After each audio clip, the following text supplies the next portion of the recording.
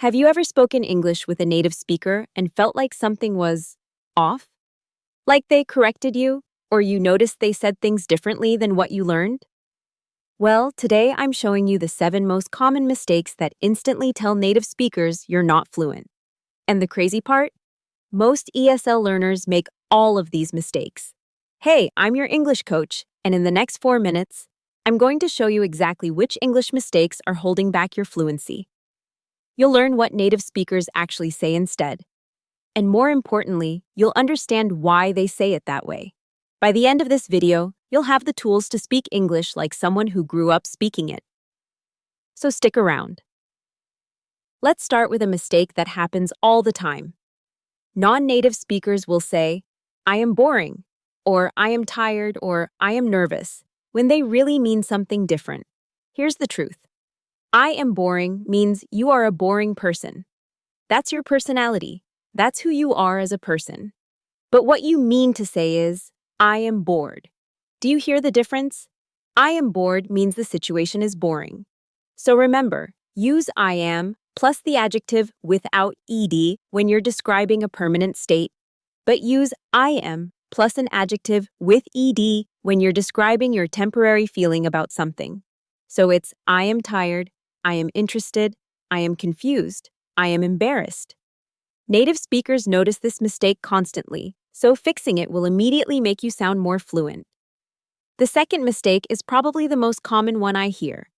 Non-native speakers say very before every single adjective.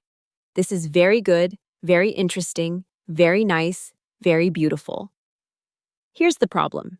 Native speakers almost never say very this way. Instead, they use stronger adjectives. So instead of saying very good, they say excellent, or amazing, or fantastic. Instead of very interesting, they say fascinating, or compelling. Instead of very beautiful, they say gorgeous, or stunning. See the difference? Native speakers build vocabulary with specific, powerful words. When you keep using very, it makes you sound repetitive and actually less fluent. So here's your challenge. Next time you want to use very, stop. Think of a stronger adjective instead. This one change alone will make your English sound so much more natural. This one trips up so many intermediate English learners. When a native speaker says, "How are you?" they don't actually want a real answer. It's a greeting. It's like saying hi. So when someone says, "Hey, how are you?" and you respond with, "I am fine, thank you, and how are you?" it sounds extremely formal and robotic. That's not how real conversations work. Instead, native speakers respond naturally. They might say, "Good, thanks. How about you?" Or "Pretty good, man, just woke up." Or "Not too bad." Keep it short, keep it natural, and add something real about yourself if you want. The key is to understand that "How are you?" is not literally a question when people say it in passing. It's a conversation starter. So respond like a real person, not like a textbook.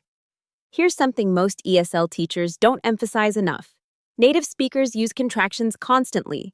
They say I'm, your, it's, don't, can't, won't, I've, they've, I'd, all the time.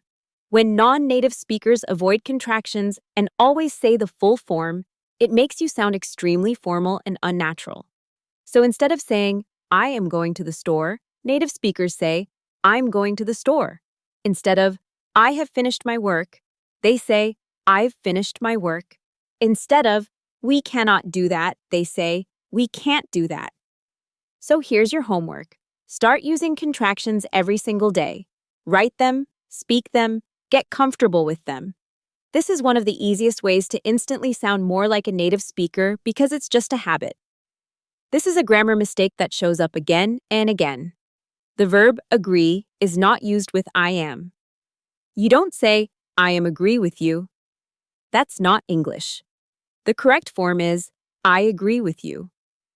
Other verbs like this include disagree, understand, realize, and like. These verbs don't use the continuous form. You say, "I understand," not "I am understanding." You say, "I like pizza," not "I am liking pizza." The rule is some verbs describe states or feelings, not actions happening right now. They're called stative verbs. So memorize these: agree, disagree, understand, realize, like, love, hate, believe, know, think, want, need. All of these verbs work without am or is or are. Native speakers know this automatically because they grew up with the language. But now you know it too. So there you have it, 5 mistakes that are making you sound less fluent than you actually are. The good news? These are all fixable starting right now. The next time you speak English, think about these corrections.